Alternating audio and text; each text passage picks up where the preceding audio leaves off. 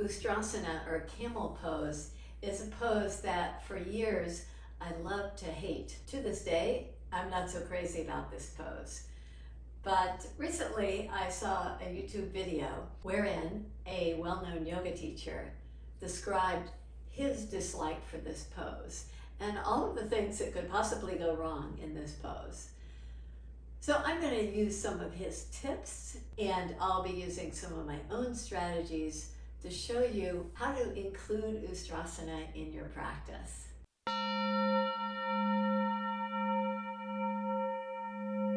On your belly, take your forearms to the mat. Spread your fingers and draw from the spread of the fingers back to the elbows. Elbows back toward your pelvis. And with that action of pulling the elbows back, can you move your heart forward? Now do the opposite. Push the fingers forward and get fullness to the back of the body as much as possible in this form. Now, from the fingertips to the elbows, draw the elbows back as you draw your heart forward.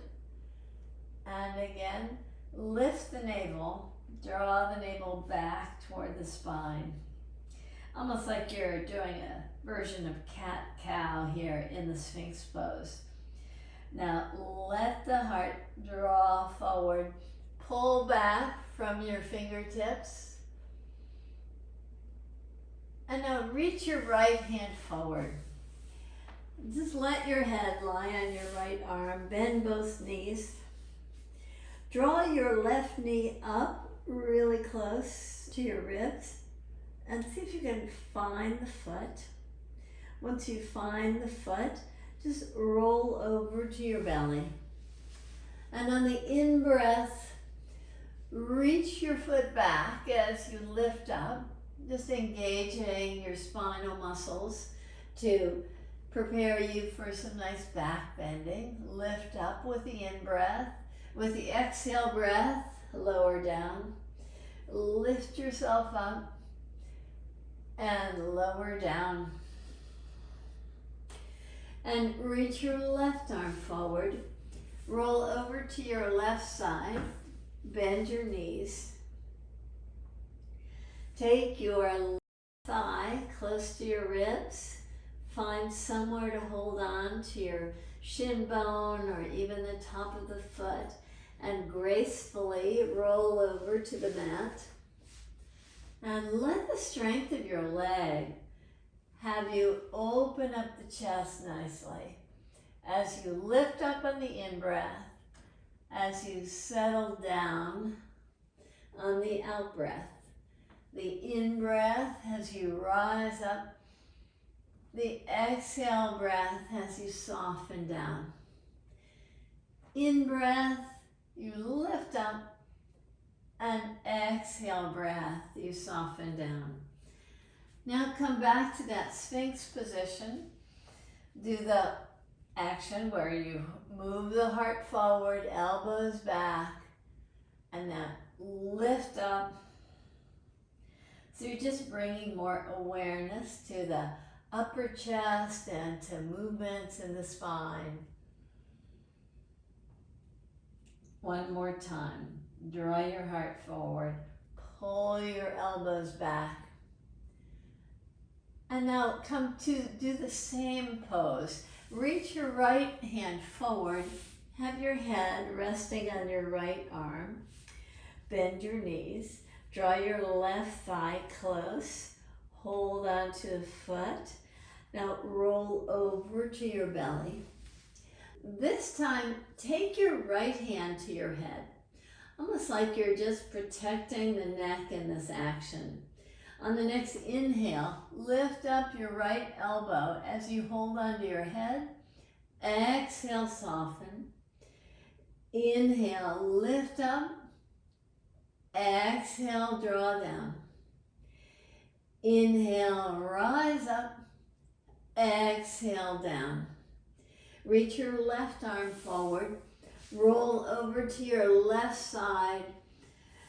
Bend your knees. Draw your right thigh in. See if you can hold on to the foot.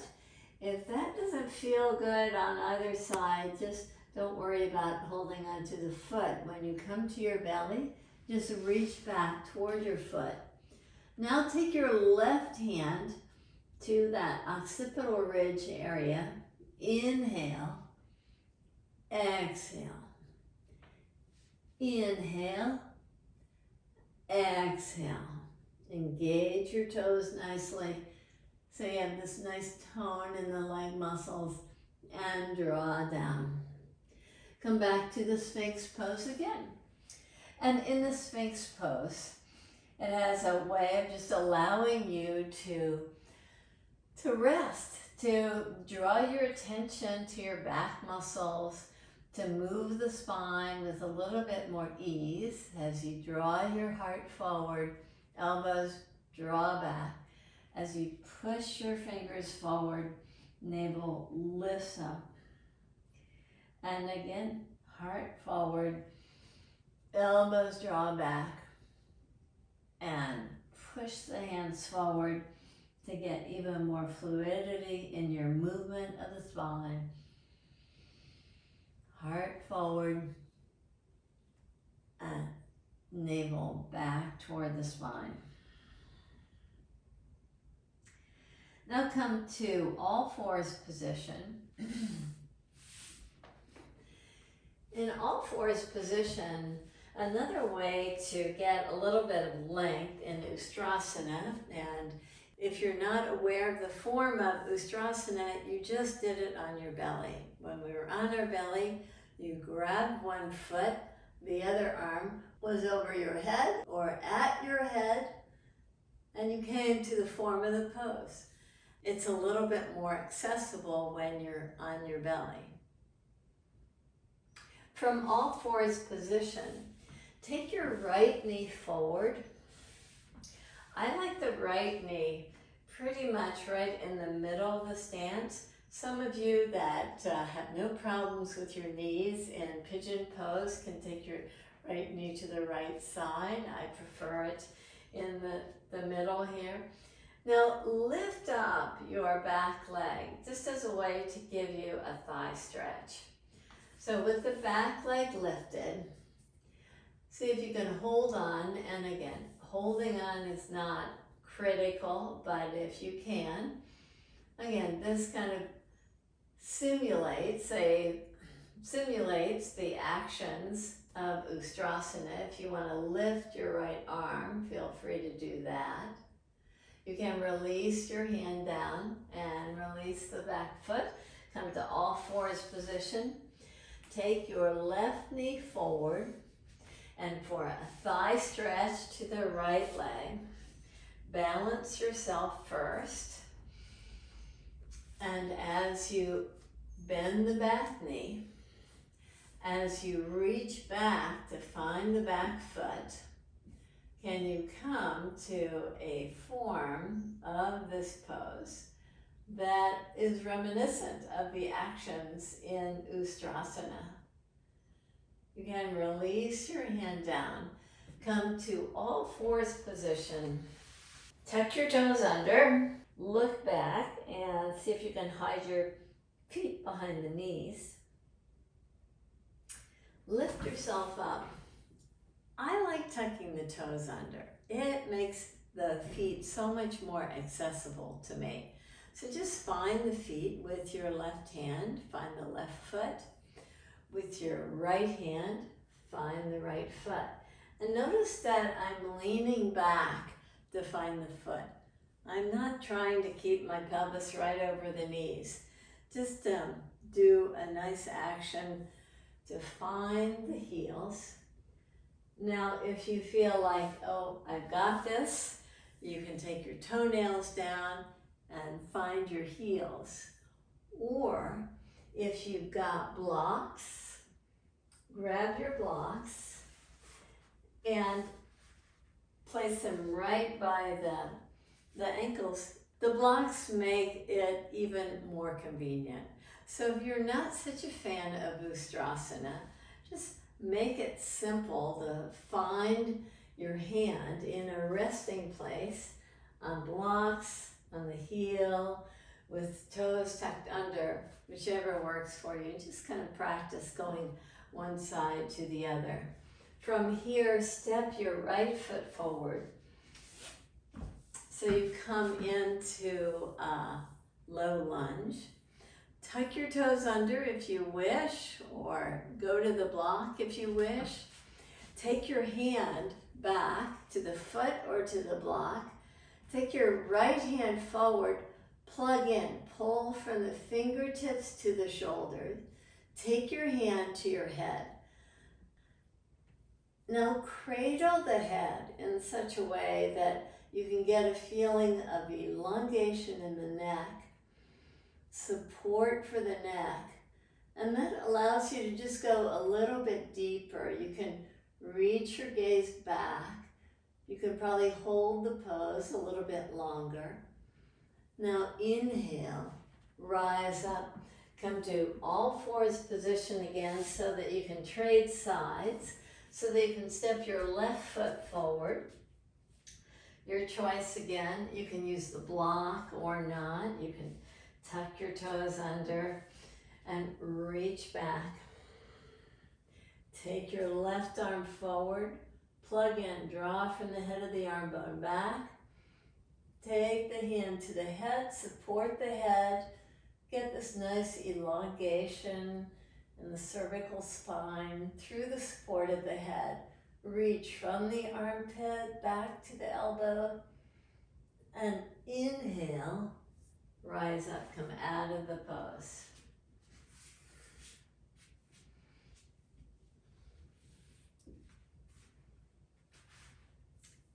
If your knees are not so crazy about Ustrasana, one of the strategies I've always used is to get some padding for my knees or double fold the mat.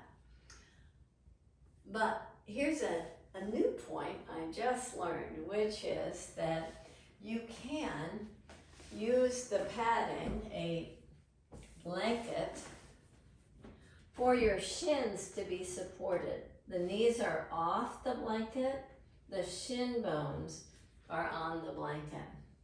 You can try that as an alternative. If that doesn't work for you, obviously, just take the knees back to the blanket.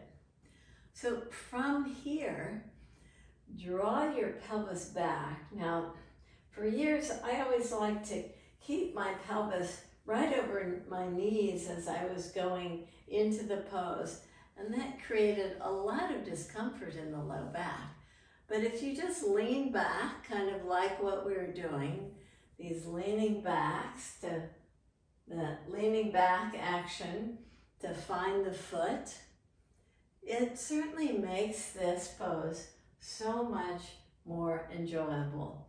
So take hold of the foot on one of the times you're leaning back. With the knees supported by the blanket, you can hold the pose a little bit longer in comfort. And if you feel free to extend the arm, by all means, lift yourself out of the pose. Let's come to the opposite side.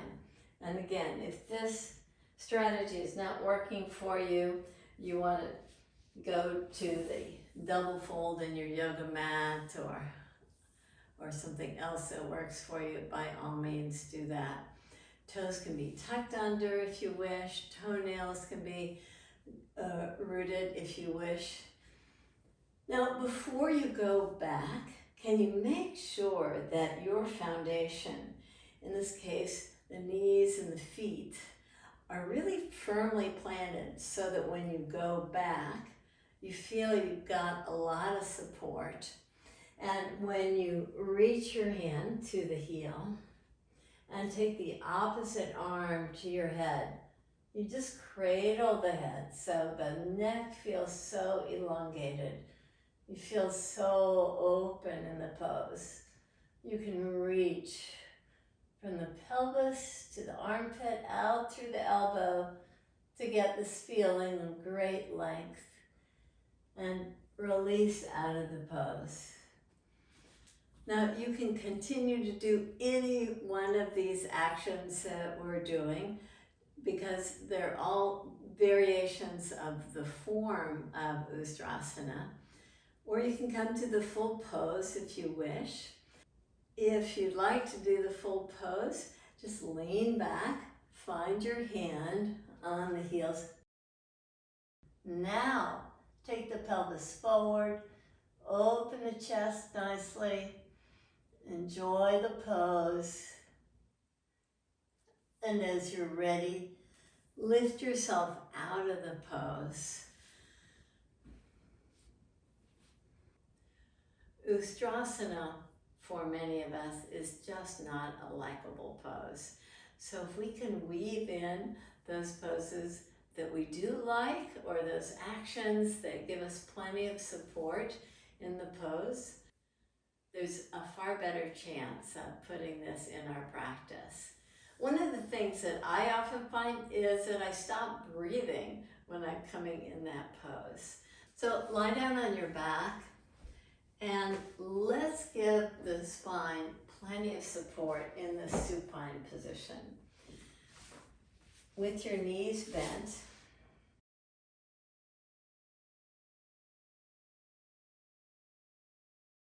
lift your pelvis up. Now in some versions, the hands are actually holding on to the heels, as if in Ustrasana on the back. But in Anusara Yoga, we always just attend to what feels right for you in the pose right now. Can you hold the bridge, getting fullness in the front body? And can you release very slowly down to the mat? Take hold of your knees. So often in that pose, we work the lumbar spine in a way that really doesn't serve us that well. And so one way to create a little bit more freedom there is to engage your legs by spreading your toes and reaching your feet away from your heart.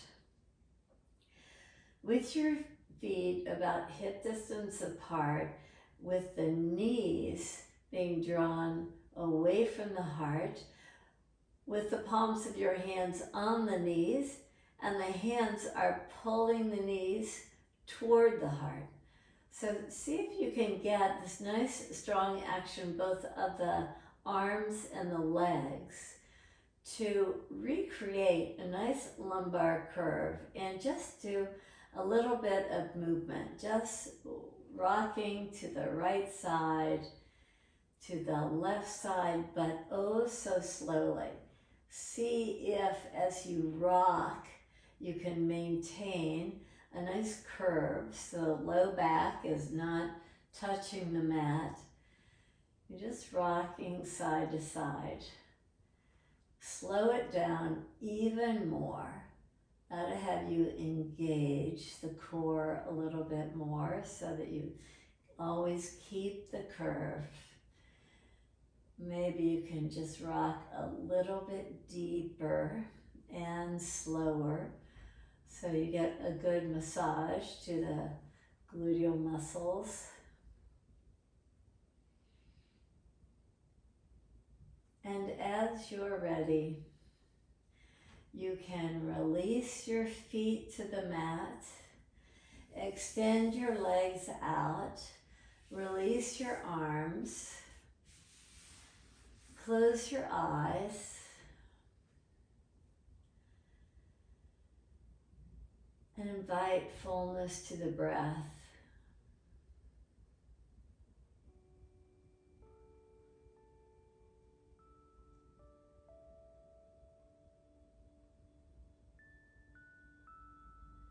Take your attention to a nice full in-breath and a long out-breath.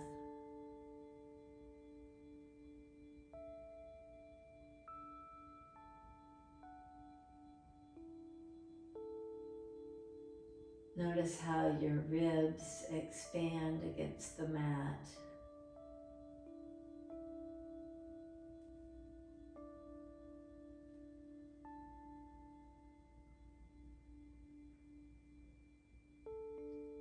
Soften your facial muscles.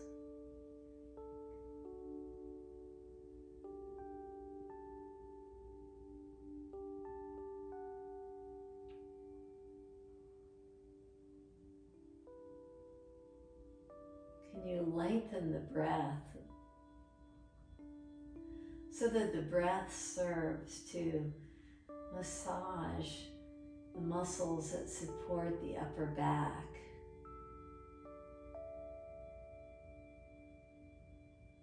That area for some of us that gets a little contracted.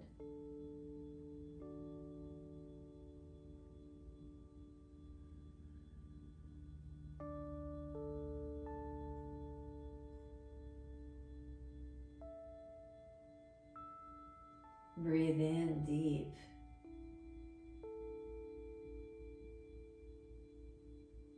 Breathe out long.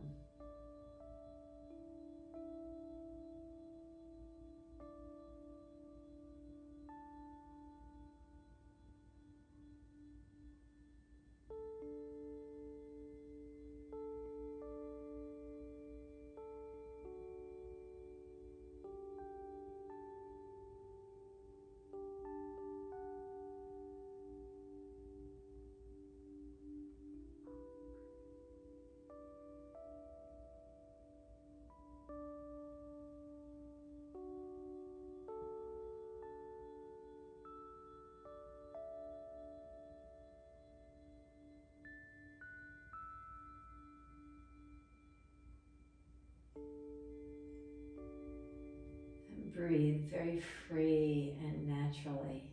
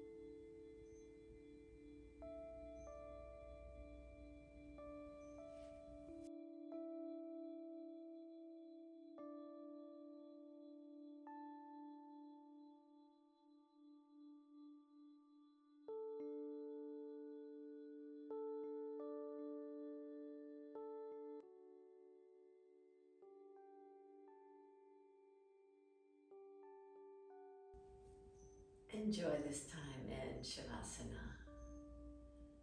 Namaste.